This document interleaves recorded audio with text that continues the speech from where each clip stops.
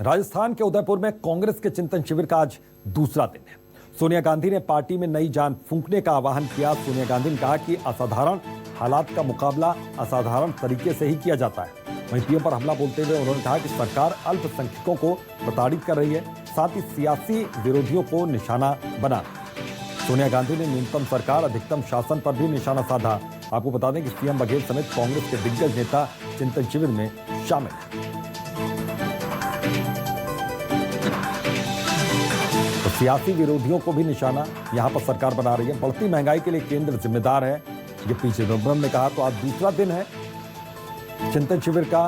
CM Bhupesh Baghel भी इस चिंतन शिविर में शामिल है। सोनिया गांधी ने केंद्र सरकार पर जोरदार हमला आज बोला है। उन्होंने साफ तौर पर कहा कि सियासी विरोधियों को निशाना बना रही है सरकार। बढ़ती महंगाई के लिए केंद्र जिम्मेदार है। तो ये चिंतन शिविर की ये तस्वीरें, सोनिया गांधी की मौजूदगी और तमाम दिग्गज यहां पर कांग्रेस इकट्ठा है।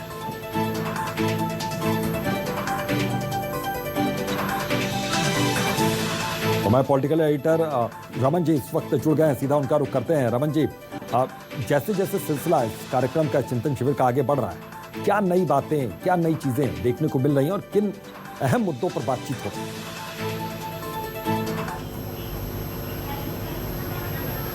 देखिए, दो महत्वपूर्ण मुद्दों पे आज कांग्रेस पार्टी की तरफ से जो कांग्रेस पार्टी के नेता हैं उन्होंने प्रेस कॉन्फ्रेंस के जरिए जानकारी दी।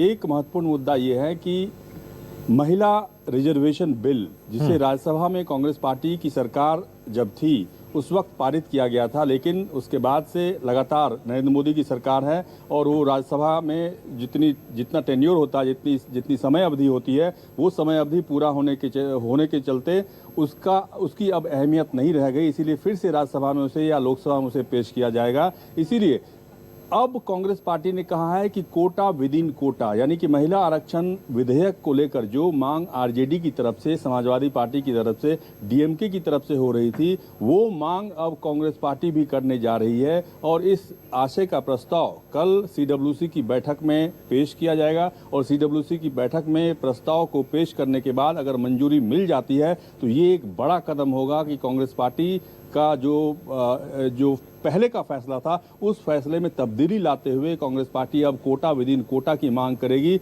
और बीजेपी सरकार पर दबाव बनाएगी।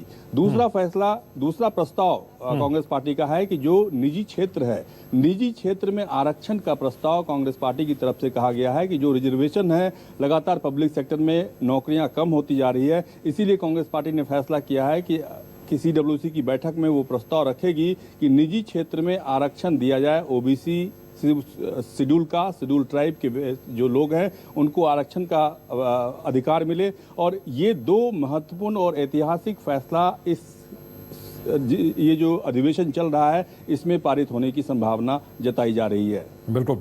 कल का क्या एजेंडा रहेगा? कल चूंकि अंतिम दिन है, तीसरा दिन है, तो कल किन मुद्दों पर, किन विषयों पर चर्चा हो सकती है? देखिए, कल कांग्रेस वर्किंग कमेटी की बैठक है और जिन मुद्दों के बारे में मैंने अभी आपसे जिक्र किया, उन मुद्दों का प्रस्ताव कांग्रेस वर्किंग कमेटी की बैठक में पेश होगी और उसे पास किया जाएगा अगर कांग्रेस वर्किंग कमेटी सहमति देती है तो।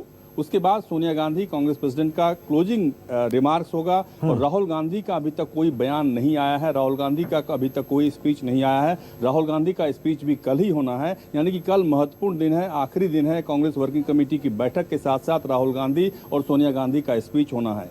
बिल्कुल। बहुत बहुत शुक्रिया आपका रमन जी, इस तमाम जानकारी के लिए।